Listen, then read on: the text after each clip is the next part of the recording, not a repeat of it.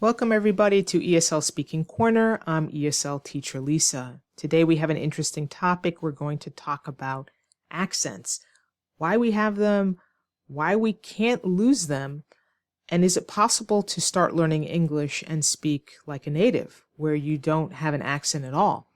And it is possible, but it depends on when you start learning English. So we'll get right into it. Why adults can't lose accents. So we're going to understand why accents persist in adult English speakers like yourself. We'll talk about some of the research and what you can do to reduce the accent. So first, here are some of the key topics. We'll look at the accent and the perception of accents. We're going to talk about this critical period hypothesis. So that's quite interesting. That really tells us when we should start learning English if we don't want to have an accent. We'll look at some of the studies and findings, but we'll simplify it. It's not going to be anything complicated. The reasons why you have an accent, why you retain that accent, and then embracing it as a strength. I mean, is it a good thing that you have an accent? How can it be a strength? So let's move forward. Why adults can't fully lose their accent. Have you ever wondered why accents persist as we learn a new language? So that is the question that many of you ask, and we're going to try to answer that for you today. Okay. So I'm going to read this because I think it's important for us to understand an accent is a natural part of language. Everyone has an accent unique to their region or background. So sometimes people say to me, Teacher Lisa, you don't have an accent. I do have an accent. Everyone has an accent because it's how you speak. It's our way of speaking. We might have like a neutral accent, meaning we don't particularly have a certain way of speaking that's distinct to a particular region. Like in the United States, of course, we can tell if you're from the southern part of the US because you have an accent. Some people might have a New York accent, we call it, or a Texan accent. So when we say you don't have an accent, sometimes what we mean is that it's more neutral. It doesn't have this real distinct way of sounding, but everyone does have an accent or way of speaking. So it's one thing that sometimes students forget. Accents reflect our culture and our identity. And so it's an important point here. Our accents showcase our cultural heritage, influencing how we communicate and connect with others around the world. Isn't that true? So don't be ashamed of your accent. It's really only a problem if it's so strong that it interferes with communication. That's really what we should be worried about, if it's so strong. So let's talk about this critical period. So the critical period hypothesis suggests that there are optimal times for language learning. After this period, learning a new language becomes significantly more challenging. So what is this saying? There is an optimal time to learn a language. What is that optimal time? We're going to talk about it on the next section, but I just want to give you the reason why you retain your accent, and this is why. This is what the studies show. Adults often retain their accents due to neurological wiring. And this is established during early development. This wiring can make it difficult to achieve native-like pronunciation later in life. What does that really mean? It means this. This is what I often tell students. Your mouth, lips, tongue, throat are more trained for your native language. So if you're a native Chinese speaker, Spanish speaker, Tagalog speaker, Ilocano speaker, whatever language you speak, you have neurological wiring. So then when you try to change to a different sound or move your mouth, lips, tongue, throat in a different way, it's more challenging for you.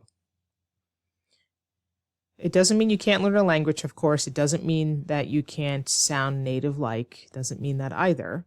However, it's far, far easier if you do it during this critical period, this optimal time for language learning, so that you won't have an accent and learning a language is easier. So what is that critical period? Well, here's the research on that. Younger learners are better at acquiring native-like pronunciation. Well, we already know that. Adults often retain their original accents due to these established neural pathways. We just talked about that. But why do they have these neural pathways that are already established? It's because there's less exposure to new sounds, highlighting the importance of ongoing practice. So if you are a native Chinese speaker, for example, or a native Tagalog speaker, it doesn't matter, a native Japanese speaker, and that's the language that you grew up learning, it's your first language, and maybe you're in Japan and you only heard people speak Japanese, you didn't really interact with foreigners, you didn't hear accents very much, you're not used to hearing other languages spoken around you. So you're going to have a neurological pathway and you're going to have a sensitivity to Japanese sounds. So it's just scientific. Let's move forward. So you have wiring in your brain and you have muscle memory, which helps us to form that sound. Remember, our lips, tongue, throat, all of that plays a part. And of course, social exposure. So you have those two things that help produce this accent. So adults retain their accents due to muscle memory developed during early speech learning when you were young. So the brain's wiring and social interactions play a crucial role in accent retention, as consistent exposure reinforces familiar speech patterns over time. So over time, you have this consistent exposure to the Japanese language, to the Spanish language, whatever language. So that's reinforced. So what is that critical age? So there is some differences, but I'll give you the overall research at what age they came to, or age range, when you should start learning so you don't have an accent, when you should start learning English without an accent. Really any language, but of course I'm focused on English. So the age of accent. So is there a cutoff age where if you stop learning, or I should say start learning past a certain age, will you have an accent? Well, here it is. The period between, again, this is sort of a rough estimate, it doesn't apply to everybody exactly, but between the ages of 7 and 11 is where the likelihood of accent transfer begins to increase. I also discovered that the decline in the ability to mimic new phonic patterns can be a gradual process starting earlier than puberty. I'm sorry, I had another thought here, but we didn't put a period. There should be a little period there. So what is this saying? So pretty much before the age of 10, 11, if you start learning English before that and continue, of course there has to be continued exposure to the language, you can speak English without an accent. This is why kids come to the United States, they don't know a word of English. Maybe they speak Spanish. They don't know a word of English. They're 9 years old. They go to school, they get put in ESL classes, and guess what? You would think they're born there. They don't make any mistakes. They speak just like a native, no accent, perfect English. Why? Because they started when they were 9. So if you have kids now, get them exposed to English, the sounds, watching videos. I have several friends who their kids speak really, really well, and it's because of videos, YouTube videos. I just started, I'll link to it, Lisa's Story Corner, where you can shadow, listen to me, see the words in English. So if you have young learners, have them. I have one friend where he watches the video and repeats after me.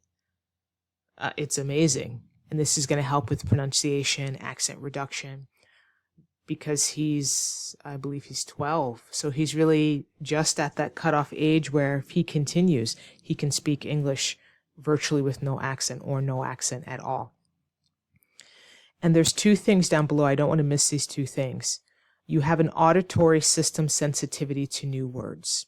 So our auditory or hearing system, our ability to hear, we have a sensitivity to, not to new words, sorry, new sounds. If I said it wrong, it's to new sounds. So when you're young, wow, you can pick up these new sounds.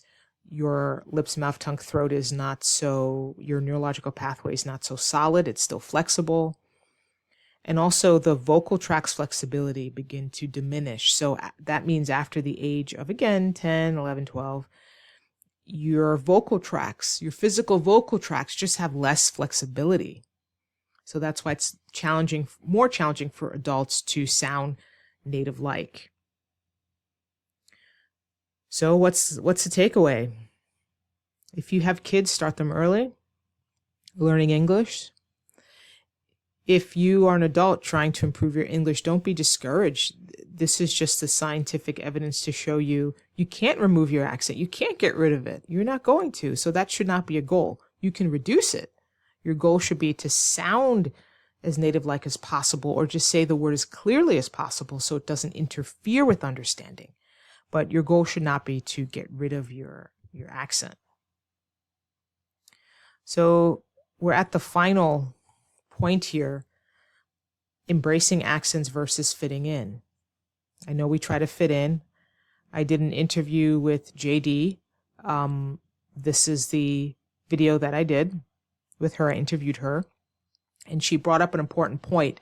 She said, sometimes people make fun of other people because, oh, they don't sound American. You know, what business do you have speaking English, especially speaking to a native, and you don't sound American, or you don't sound this or that. You don't sound like a native. Well, you shouldn't be trying to sound like a native because you're not. You're not. So it's so ridiculous to me that somebody would even say that. But check out that interview. It was a great conversation that I had with her. So many successful speakers, I'm just reading the point here, demonstrate how clarity and confidence can shine through any accent they possess. So that's what you're aiming for, clarity. And with clarity comes confidence, because people can understand you. So just embrace that. Don't worry about, quote unquote, fitting in and trying to fit in. Fit into what? Language is a tool. You're trying to communicate well. So it's essential to understand that having an accent does not diminish one's ability to communicate effectively. You do not need to have no accent to communicate effectively. So that is not your goal. That is not your goal. And let's look at our final point. Embrace your accent. That's our final point. Embrace your accent. Accents reflect cultural richness and diversity. They're a testament to your journey in language learning. So if you need more help in accent reduction and you're not sure how to do that, I'll link in the description a couple of my videos that you should watch. There's also a tool that I sell that takes you through all of the common sounds in English and combination of sounds. And so this is a good way to find sounds that are still giving you trouble. So if you can go through each page of this phonic packet without difficulty, it's a good way to reduce your accent. So find the sounds that give you trouble, that makes the word not sound like the word you want. So sometimes just one sound not pronounced correctly can make the whole word sound not like the word you intended. And so people say, what? Huh? So that is also a good technique, is just go through those common sounds or go through those sight words. Sometimes we feel like, it's kind of childish looking. I had one student, we were kind of laughing. He said, oh my goodness, I'm like a kid. In some ways you kind of have to go back to that, is go back to those sight words that we often use with young learners and see if you can say them clearly. And I think a good way to test this is have someone listen to you, if you have a teacher or tutor or friend that speaks really well, and say each word without them seeing it and see if they understand each word that you pronounce. So this is a good way to use this packet also. So I'll see you in the next video. Please remember to subscribe to my other channels. I mentioned Lisa's Story Corner. I also started a channel just for interviews, ESL Job Talk, so subscribe to that. And of course to this one, ESL Speaking Corner. So I have some things coming up. I have an idiom course that I'll be rolling out soon to learn more idioms. Also a grammar course that I'll be rolling out soon, so the workbooks should be ready. The idiom one is ready, so I'm just testing a couple things. I'm going to be filming some mock classes that you can see. So that is coming up, and also some grammar. I'm working on the workbook for that. Just simple grammar lessons just to take you through some of the main points at an intermediate level that you should know. If you have any questions, please put them in the comments. I always appreciate you doing that, and you get good practice with your writing. I know as ESL students, you're a little bit shy to put comments in. Don't worry about it. If you have a question, put it down and I'll respond. Thank you, everybody. Take care. Have a great day.